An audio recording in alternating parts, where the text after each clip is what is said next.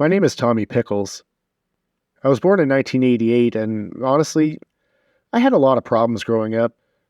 Recently, my past, or more accurately, my imaginary friends from when I was a kid, have come back to haunt me.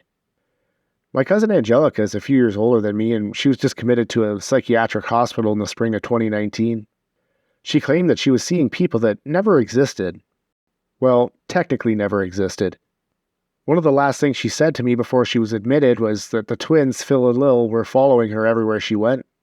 They were telling her that everything from our childhood was real and that ending her own life would stop the hallucinations, but it wouldn't just end her life, it would end all of our lives. The thing is, there were no twins, there was no Chucky, and I never had a brother Dill. Okay, I guess I should explain a bit. When we were little, and I mean really little, she was like 4 and I was only 1 at the time, she had this idea that there were more kids than just me as a baby. She claimed that the DeVilles had twins and lived on the same street as our families. There was a little boy named Chucky that was also our cousin, and eventually I had a brother. Growing up, we were really close, so eventually I started playing along with her and the others, and I started seeing them all too. We would go on extravagant imaginary adventures. I'm talking things that you'd only see in a cartoon or TV shows or movies. It was absolutely amazing. We had so much fun together. As the years went on, it started to dwindle a bit for me, but Angelica wouldn't admit that it was all in her head. Our parents put us both in therapy to find the root of the issue, and, well, we found it. Chucky, who would become my best friend, had existed at one point. His name was Charles Jr., but he died in a car accident with my aunt a couple years before I was born. My Uncle Chaz was a nervous wreck and depended on my mom and dad for support from that day on. The DeVilles did get pregnant, but they decided they didn't want to have kids and had an abortion. As a result, because Angelica didn't know if it would be a boy or girl, her mind split the baby into two, developing the twins, Phil and Lil. As for my brother Dill, he was technically also real. My parents were expecting a second child, a boy, but unfortunately, he was stillborn. She refused to believe it, so he was added to our imaginary escapades. More years went by, and Angelica and I would just agree with the doctors and tell them what they wanted to hear. But the 6 of us would still play, go on spectacular adventures, and as we grew up, so did they. It was something for just her and I, a little bond that only we shared. In our teens, we would still see them from time to time in the halls of the school, and although we had to keep it a secret, we continued to imagine them and do all sorts of cool things. But they became fewer and further in between. After high school, I went off to college, got a job, got married, had a couple little ones of my own, and completely forgot about the group of kids I didn't grow up with. But Angelica, she wouldn't let go of the world she created, and eventually she developed habits. She went down a really bad path, in and out of rehab, therapy on a near daily basis, and I've already told you the result of that. Sitting in a padded room somewhere, probably still going on about the kids that never were. I honestly still don't believe this myself, but about 9:30 last Wednesday night, Chucky showed up at my door, still sporting his bright orange wild hair, thick framed glasses, and a mustache. He was the spitting image of what I remember my Uncle Chaz looking like when I was a kid. I was speechless. He told me that we needed to talk and it was really important. Just then, my wife appeared behind me, asking me why I was just staring out the front door like a crazy person. I asked her if she could see him, and all she said was, "See who? Are you okay?" I squeezed my eyes closed, shook my head, and he was gone when I finally opened my eyes. I told my wife that I just thought I heard something outside, and then I thought I saw something, but ultimately I was fine. I was anything but fine. All the adventures, all the conversations, the bond that we all shared growing up came rushing back to me in an instant. I decided to get into bed and try to sleep it off, but I couldn't sleep at all. Around 3 a.m., I got up to get myself a glass of warm milk. It always helps me sleep when I'm feeling restless. Walking into my kitchen, the fridge door was wide open with someone hunched over rummaging through it. "Who the hell are you and what the fuck are you doing in my house?" I said in a hushed yell, trying not to wake up my family. "Relax, bro. You're almost out of milk, by the way," said a familiar voice as my brother closed the fridge, making his way to the cupboard for a glass. No.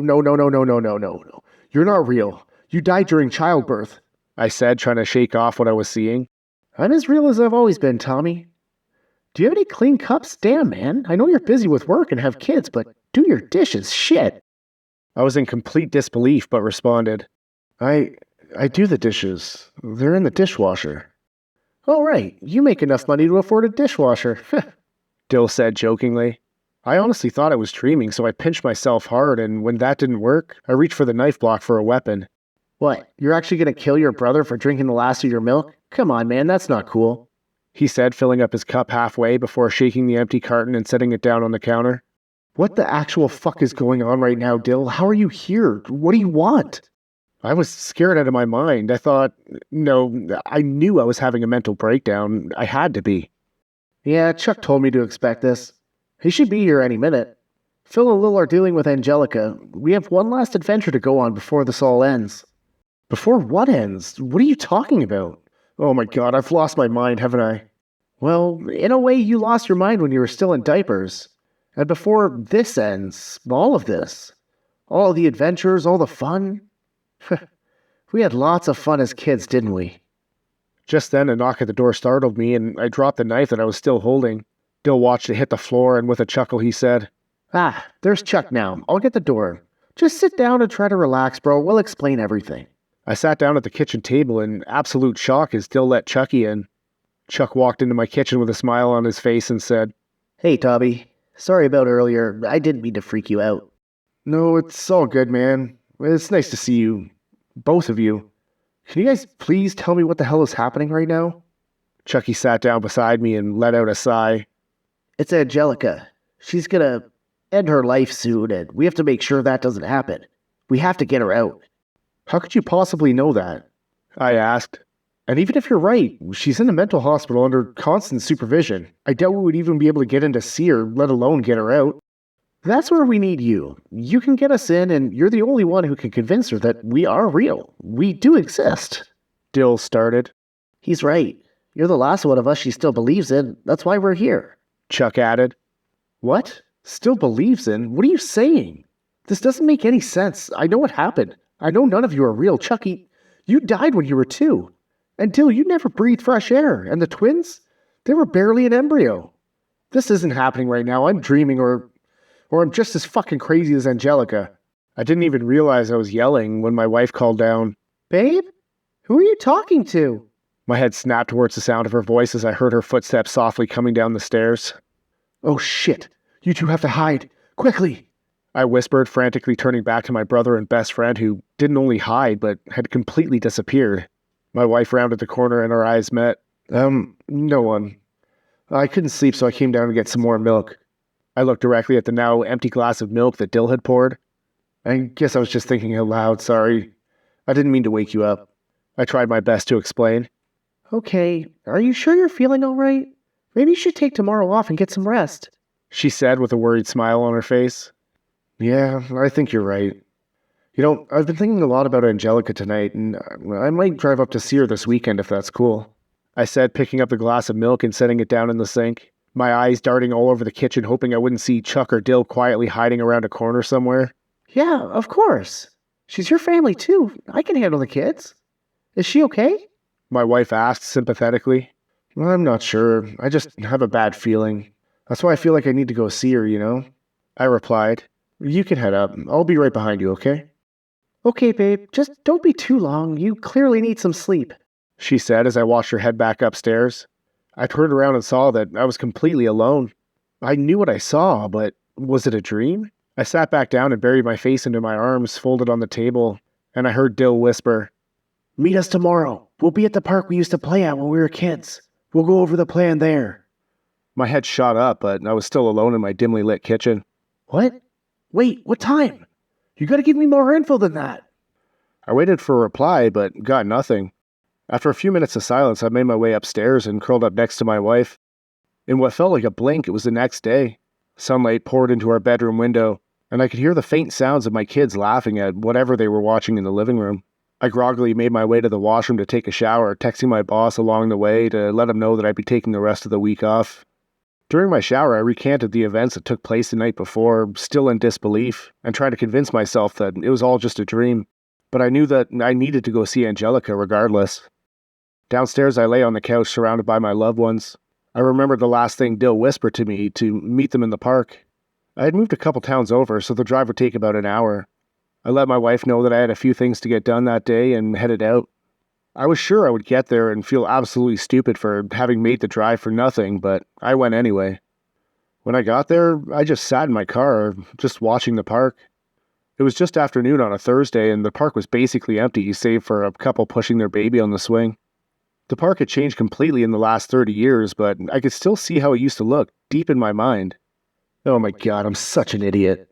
I said to myself, starting up my car about to leave. Before I even put it in reverse, I saw 4 figures approaching. I noticed Chucky right away by his fire-orange mop of hair. Beside him, Dill was smiling from ear to ear, and as if in sync, the twins matched his grin and started to wave as they hurried over and got into my car. Phil got in right behind me and wrapped his arms tightly around me in the seat. Holy shit, He said, pulling tighter. it's been way too long since I've seen your ugly mug. How you been, man? I hear you have kids now. That's awesome. Yeah, I do, I replied, laughing, prying his hands off my chest. It's good to see you too, Phil. And Lil, holy crap, you're a full-grown woman now. Wow, look at you. Oh my god, thank you. She said, blushing. You've grown up yourself. What's with the beard? I barely recognize you. Yeah, thanks, I guess. It took over a month to grow this much. Dill climbed in the seat next to me and smiled and said, Honestly, man, you have no idea how good it is to see you. I know, brother. I missed you a lot. All of you, I said, looking around the car. But I gotta ask, what the hell is happening to me? How are you all here? Am I, going crazy or something? An awkward silence filled the small space, and finally Chucky broke it and said, It's hard to explain, but now that we're all here, we can show you. Do you remember Reptar? I thought for a second and answered, Yeah, of course, but what does that have to do with anything? He cut me off and said, Start driving. Think about all the times you drove while we were all piled in at Reptar. But really think about it. I did as he told me, and I started driving. Then the car started to change. Before we even made it to the end of the street, the transformation was complete. The 5 of us were no longer in the vehicle I paid a ton of money for. We were in the wagon I imagined as a kid. We were in Reptar. I started laughing at the top of my lungs as joy and happiness rushed through me. I felt like a kid again. Oh my god! This is incredible! I yelled, feeling the wind on my face. I turned to look at the others, and the adults who piled in my car only minutes ago were now the little kids that I had adventures with as a child. They were all looking at me, huge grins painted their faces. Then Dill spoke. It was always real, brother. All of it. We have to get Angelica out or all of this ends. Forever. I turned to look at the others, and the adults who piled in my car only minutes ago were now the little kids that I had adventures with as a child. We drove the whole way back to my house in Reptar, laughing and reminiscing about all the adventures we had. Before I pulled into my driveway, we discussed a plan for getting Angelica out of the hospital. The plan was simple enough, or so we thought. I was barely able to sleep that night, eager to get on the road the next morning. I got up feeling full of energy, I said goodbye to my family, and made my way out to my car. I paused for a minute staring at the shiny SUV and focused. Before long, I was looking at the wagon, now sporting a goofy-looking dragon head and tail, and I smiled. It's absolutely amazing, isn't it? Dill asked from behind me. I spun around in place to see the child versions of all my friends. What are you doing? You guys have to hide. What if my wife or kids come out and see you? I said, starting to panic a little. Don't worry, Tommy. No one else could see us, or Reptar. Chucky assured me. We better get going, though. We all piled in the wagon, and this is where the story gets a little weird. The adventure we were embarking on was being played out in 2 ways, reality and imagination, both of which I could see clearly. On the way to the institution, we imagined that we were saving Angelica from a prehistoric island. As we made our way to the tropical paradise, we couldn't help but feel a sense of dread. The island was shrouded in a dense fog, and there was an eerie silence that hung in the air. Despite our fears, we pushed on, spurred by our collective love for Angelica. Once we set foot on the island, we quickly realized that things were not as they seemed. Plants that were supposed to be long extinct grew around us, and we heard strange noises, and glowing creatures watched us from the shadows. We imagined that the island was home to an ancient civilization, one that had long ago been sacrificed to a powerful deity. The creature known as the Crimson One now slumbered deep beneath the island, and it hungered for new sacrifices. And the next sacrifice was Angelica. I felt all this through imagination, but the reality was we'd arrived at the hospital, and as we walked through the corridors, we heard whispers and eerie moans from the patients. There was a thick, oppressive air in the building, and the creatures that watched us were doctors and nurses eyeing me down as I made my way to find where they were keeping her. As we reached Angelica's locked room, we peered through the window and found her sitting alone in the corner, staring blankly at a wall. She didn't react to our arrival or our attempts to get her attention. Then Chucky started to flicker as we realized that something was definitely affecting Angelica's mind. We decided to search the hospital for clues and found out that Angelica's doctor was experimenting with a new form of psychotherapy, which involved wiping away any memories from a person's mind. Angelica had endured this treatment, and that's why she no longer recognized us. We knew we had to act fast to save her before she forgot all about us and we disappeared from her mind forever. In our minds, Angelica had been lured to the island by a group of treasure hunters who wanted to plunder the ancient civilization's wealth. In doing so, they set off a chain reaction that threatened to awaken the Crimson One. We quickly realized that our mission was not only to save Angelica, but to prevent the Crimson One from awakening. We had to solve puzzles, navigate traps, and fight off the island's dangerous inhabitants. As we did so, we learned more about the island's dark past and the true horrors of the Crimson One and what he was planning to do to Angelica. As we moved through the hospital, we encountered several twisted and malformed creatures, patients who had been subjected to the experimental therapy and morphed into monstrous beings with twisted limbs, elongated necks, and bulging eyes. These creatures attacked the 5 of us, but we managed to fight them off, all while trying to find a way to rescue Angelica. Finally, we found a room where the doctor was conducting the experiment, and they had my cousin strapped to the bed. We discovered that the doctor had stolen a rare crystal from the ancient civilization and was using its power to manipulate Angelica's memories. The crystal had twisted her mind, and the creatures we encountered were more former imaginary friends, forced to mutate into monstrous beings. Imagination and reality started to blur together, and I wasn't sure if I was able to keep my grasp on real life. We knew we had to reset the crystal or destroy it to undo the damage. However, when we entered the room, the doctors and his assistants were waiting for us, and another fight broke out. We fought off the group, but it was already too late. The Crimson One had awakened and emerged from its slumber. It was a horrifying, blood-red creature with long, spindly limbs and gaping maw filled with razor-sharp teeth. It roared as it readied itself to attack our group. Just then, Angelica jolted awake, looking livelier than I've seen her in years. She looked around the room and was vibrantly happy to see all of us just the way she remembered.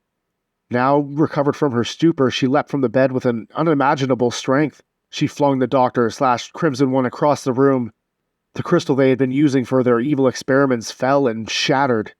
The room went silent and everything started to return to normal. We watched as the monstrous creatures reverted back to their original forms. We watched the crystal's energy release Angelica's stolen memories. We surrounded her and hugged her, elated to have managed to bring her back to reality. We ran from the room and made our escape. However, as we left the hospital, Angelica stopped, a sad look drawn across her face. It's time to let you go. All of you. I'm sorry I couldn't keep this going forever. Chucky, Dill, Phil, and Lil all smiled as if they knew this was coming. Wait, what? No! I protested. We just got you out. This was the most amazing adventure we've ever been on. You can't do this. Chucky put his hand on my shoulder.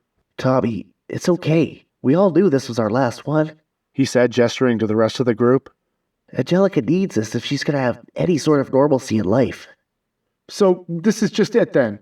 What happens to all of you? You just disappear forever? But what am I supposed to do? I just got you all back. I felt tears building up behind my eyes as I said this. It's not just us, Tommy. You're coming too, Dill said as he slowly became transparent. Just then, all of Angelica's real memories started to fill my mind. The car accident, the abortion, the stillbirth, and her memory of me, passing away in the night from sudden infant death syndrome, only a week after my parents brought me home from the hospital. The memories I had of high school, college, getting married, having kids, they all started to slip away. She kept her memory of me alive all these years. She imagined me getting married, having kids, and my own life. But it was just that. Her imagination. No, please, I said softly. I don't want to go. Angelica wrapped her arms around me, and I watched as our friends disappeared behind her. You were always my favorite, and I'll never forget you, she whispered in my ear. But I can't play anymore. I love you, Tommy. And with that, I too disappeared deep into Angelica's lost imagination.